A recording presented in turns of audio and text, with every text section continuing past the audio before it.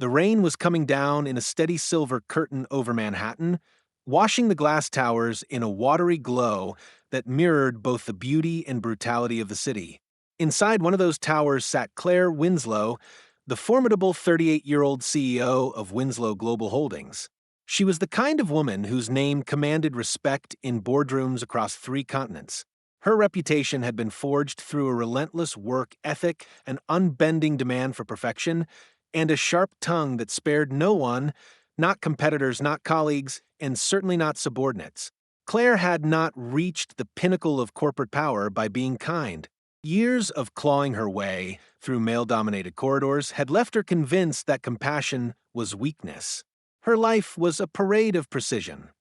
5 a.m. workouts, 12-hour workdays, and a calendar so full that personal connections had long since been edited out. The only companion that mattered was success, and even that relationship had begun to feel fragile. That morning, an emergency meeting threatened to undo everything she had built. Winslow Global was on the brink of securing a $10 billion infrastructure contract with a Middle Eastern consortium, a partnership that would cement the company's position as an international powerhouse. But the previous night's virtual negotiation had ended in disaster. A single misinterpreted phrase in translation had offended the lead delegate, halting months of progress. The foreign investors were now flying to New York to reevaluate the terms in person. If they walked away, Claire's empire would crumble overnight.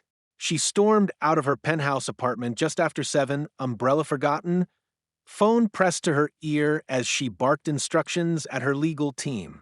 Waiting at the curb was a sleek black sedan, its chrome gleaming beneath the drizzle. Normally, her longtime chauffeur, Edgar, would be there with the door open and the heater already humming. But today a stranger stepped forward, a tall, broad-shouldered black man in a pressed uniform, rain glistening on the brim of his cap. He opened the door smoothly. "Good morning, Ms. Winslow. Marcus Delane from the agency. I'll be driving you today." Claire barely looked up from her phone. "Fine. Just make it quick. I'm late." "As you wish, ma'am." His tone carried no irritation, only calm professionalism. The car merged into traffic. Claire continued to dictate rapid-fire messages, her manicured fingers tapping the tablet balanced on her knees. The windshield wipers kept time with her irritation. When her assistant on the line mentioned yet another translation mix-up, she snapped, "How hard can it be to find someone who speaks fluent Arabic? We're losing billions over semantics." From the driver's seat came a measured voice. "If I may, Ms. Winslow, sometimes a translation problem isn't about fluency. Cultural phrasing can, excuse me?" She cut him off, eyes narrowing at the reflection of his face in the glass divider. "I wasn't asking for advice. Just drive." Marcus inclined his head slightly. "Of course." The silence that followed was thick with discomfort. Claire returned to her emails, pretending not to notice the steady patience in his posture. Something about his composure unsettled her. Most people shrank under her clipped tone, but he seemed unaffected, as if he'd long ago learned that other people's tempers had little to do with him. When the car stopped at a red light, she caught him glancing briefly at a news update on the dashboard screen. Coverage of an international summit in Geneva. His lips moved almost imperceptibly, as though repeating the foreign words being spoken. Claire frowned. "Do you understand that language?" "A little," Marcus replied. "French and Arabic mostly. The delegate they're quoting tends to mix both." Claire gave a skeptical laugh. "Right? My temporary driver critiques translations now. That's new." He smiled faintly but said nothing. When the light turned green, he guided the car forward with flawless control. By the time they reached the skyscraper bearing her company's logo, Claire's irritation had calcified into arrogance. She gathered her belongings and reached for the door handle before Marcus could assist her. He still stepped out first, opening the umbrella and holding it steady against the drizzle. "It may rain harder later, Ms. Winslow," he said. "Shall I wait here or return this evening?" "Wait. I'll need you tonight for the dinner meeting. Don't be late." "Yes, ma'am." Inside the building, chaos reigned. Her executive team huddled in glass-walled conference rooms, their faces drawn. Translators argued over word choices. The legal department was rewriting sections of the Memorandum of Understanding for the fifth time. Claire swept in like a storm front, issuing orders that silenced the room. "All right," she said, slamming her tablet onto the table. "They land at 2 p.m. sharp. We greet them with precision, humility, and absolute clarity. I don't want another word lost in translation. Do you understand?" Dozens of nervous nods followed. For hours, Claire rehearsed her talking points, cross-checked figures, and polished every phrase. Yet, beneath the confidence, she felt something she rarely allowed herself to acknowledge: fear. Her company's fate depended on communication, and communication had just betrayed her.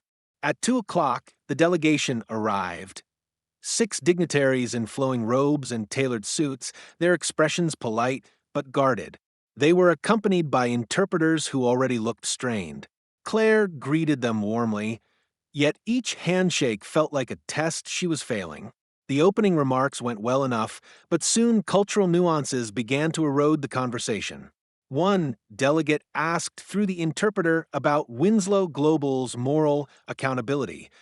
The phrase in Arabic carried connotations of spiritual integrity, not corporate ethics, but the interpreter rendered it literally. Claire answered with a rehearsed speech about compliance and sustainability. The delegate's smile stiffened. By the time lunch ended, she could feel the air cooling around her like invisible glass.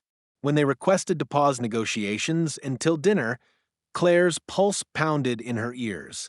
The $10 billion deal, the crown jewel of her career, was slipping away. At 5 p.m., she descended to the lobby, her phone buzzing with messages she ignored. Marcus waited beside the car, holding the door. She sank into the back seat, exhaustion and fury mixing like poison. "They don't trust me," she muttered. "Months of work, and it's collapsing because no one on my team can bridge a cultural gap." Marcus glanced at her in the mirror. "If I may ask, ma'am, which dialect are they speaking?" "Arabic, Saudi, maybe Egyptian." "Why?" He hesitated, then said quietly, "Those are very different. Words polite in Riyadh can sound curt in Cairo. If you tell me what was said, perhaps I could help." Claire looked up sharply. "You think you can do better than trained interpreters?" "I don't know, ma'am," he replied, still calm. "But I studied linguistics for years before I became a driver. I speak 9 languages. Arabic is one of them." She stared, uncertain whether to laugh or gape. "9? You expect me to believe that?" He met her eyes in the mirror, expression steady. "English, French, Arabic, Mandarin, Spanish, Swahili, German, Russian, and Italian. I worked as a cultural liaison for a nonprofit before the pandemic. Driving pays the bills now." For a moment, the world inside the car went still. The arrogance that usually shielded her faltered under the weight of his quiet confidence. She remembered his composure, the way he had absorbed her earlier rudeness without a flicker of resentment. "Fine," she said, finally straightening her jacket. "You're coming to dinner. But if you embarrass me, I'll have your agency blacklist you." Marcus simply nodded. "Understood, Ms. Winslow." As the car rolled through the rain-slick streets toward the Waldorf Astoria, where the dinner was set to take place, Claire stared out the window. Neon lights rippled across puddles like broken glass. For the first time in years, she felt the faint stir of humility, a recognition that brilliance can wear any uniform. She didn't know yet that the man she had dismissed would, within the next few hours, rescue her career, her reputation, and perhaps a part of her humanity she thought long extinct.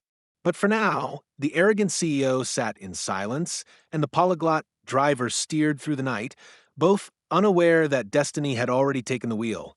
The Waldorf Astoria ballroom shimmered under 1,000 crystal lights, their reflection glancing off polished silver and marble columns. The room hummed with low conversation, the air perfumed by jasmine and power. Claire Winslow stood near the entrance, every inch the poised executive, her navy gown sharp against the soft glow of chandeliers, her diamond watch glinting like armor. Yet beneath the flawless veneer, anxiety churned like a storm beneath glass. The delegation from Riyadh had already arrived, their presence commanding attention. 6 men, impeccably dressed, stood in a semicircle around the table prepared for the evening's dinner meeting. Each carried the weight of nations in his bearing. Their polite smiles masked subtle irritation. Claire could feel it instantly. Diplomacy was theater, and she had learned to read the tone of a room better than any script. Tonight, the stage lights were dim on her. Behind her, Marcus Delane followed at a discreet distance. Gone was the driver's uniform. In its place, a borrowed black suit fit his frame elegantly. There was something quietly dignified about him, the steady confidence of a man who knew how to navigate spaces that weren't designed to welcome him.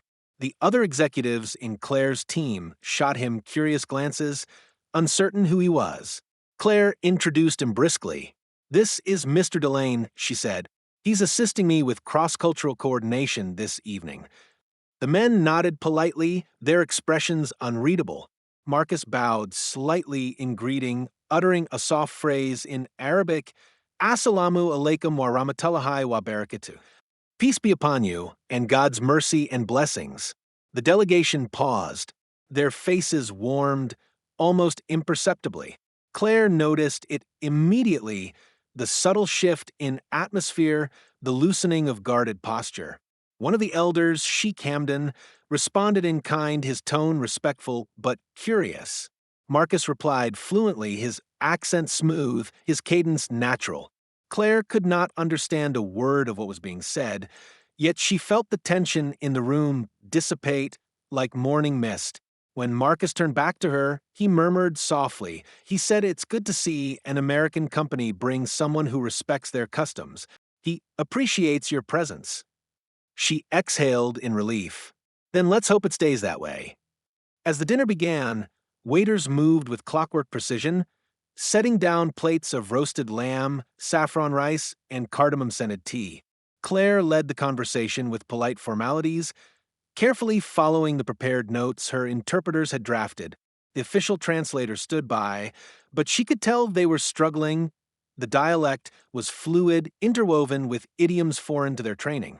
Midway through the meal, one of the younger delegates made a remark to another in hushed Arabic. The interpreter, uncertain, translated it literally, "She is aggressive in business." Claire stiffened, misreading it as criticism. Marcus leaned slightly forward, his voice low. He meant it as admiration. Marcus whispered. In his dialect, aggressive implies fearless pursuit. Claire softened instantly. She smiled and replied, "Tell him I believe boldness honors opportunity." Marcus translated perfectly, his tone matching the rhythm of her intent. The men nodded, visibly impressed. The conversation flowed more naturally after that. Marcus became a silent bridge, catching nuances, interpreting humor, and smoothing over gaps before they grew into chasms. He explained the cultural significance of certain gestures, when to pause, when to let silence speak.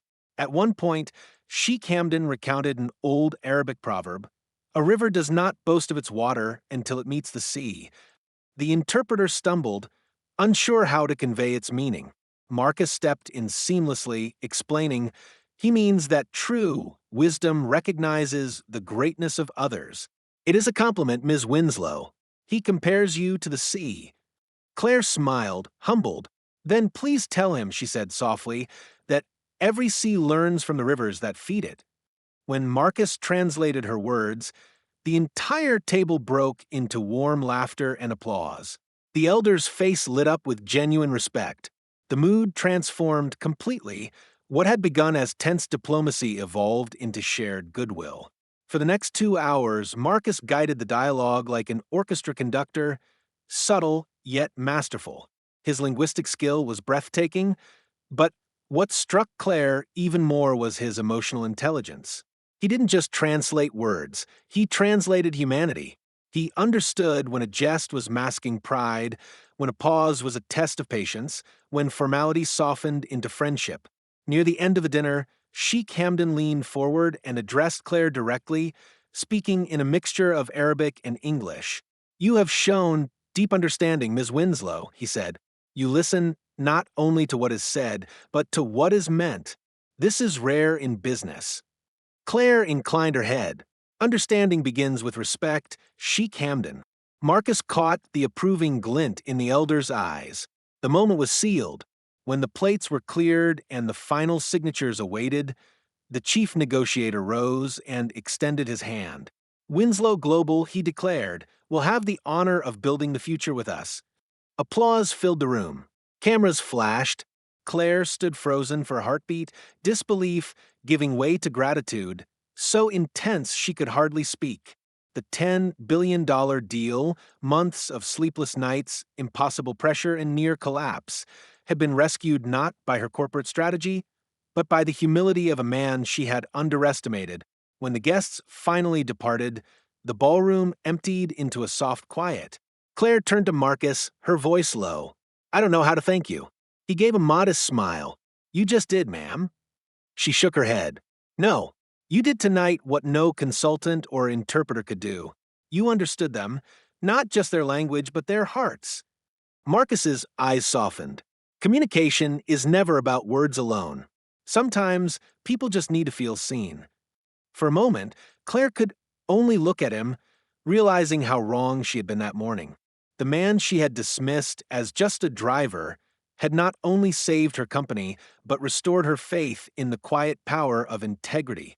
They left the hotel together, the night air cool and carrying the scent of rain. The city glittered like 1,000 possibilities. As they walked toward the waiting car, Claire turned to him again. "You're wasted behind a steering wheel, Marcus." He chuckled softly. "The wheel gives me a view of people. You'd be surprised how much you can learn when you're invisible." Claire's voice grew thoughtful. "Not anymore, you're not." The next morning, the boardroom of Winslow Global buzzed with triumph. The contract announcement had already made international headlines. Winslow Global secures $10 billion Middle East deal after successful negotiation in New York. Yet Claire knew the headlines missed the real story. When the board convened, she rose from her chair and addressed them. "Before we discuss the future of this company, I want to acknowledge the reason we still have one." She gestured toward the back of the room, where Marcus stood quietly, unsure why he had been invited. "This is Marcus Delane. He was my driver yesterday. Last night, he became the voice that saved us all." The executives looked stunned. Claire continued, her tone firm but proud. "Marcus possesses a gift. He speaks 9 languages, but more importantly, he understands what connects them. Empathy. From this day forward, he will serve as Director of Cross-Cultural Relations for Winslow Global Holdings." Applause filled the room. Marcus looked momentarily overwhelmed, then smiled with quiet grace. "Thank you, Ms. Winslow," he said simply. "I'll do my best to live up to your trust." Claire smiled back. "You already have." As the meeting continued, Claire's gaze drifted to the city skyline outside the floor-to-ceiling windows. For the first time in years, she felt peace instead of pressure. The storm clouds had cleared, both outside and within. That night, alone in her office, Claire replayed the events of the past 24 hours. She realized that leadership was not about commanding others, but about recognizing the strength they carried within them. The man she had mocked had taught her the lesson no MBA ever could: respect travels further than ambition. In another part of the city, Marcus drove his modest car home through the glowing streets. His phone buzzed with a message from Claire. "Thank you again for saving not just a deal, but a perspective I'd forgotten." He smiled faintly as he tucked the phone away. The rain began to fall again, tapping softly against the windshield. He turned the wipers on and whispered in Arabic, "Alhamdulillah, praise be to God." That night, 2 people who had begun the day as strangers slept with lighter hearts. The arrogant CEO had learned humility, and the humble driver had reminded the world that brilliance wears no uniform. And somewhere between language and silence, respect had built a bridge worth more than any deal ever signed.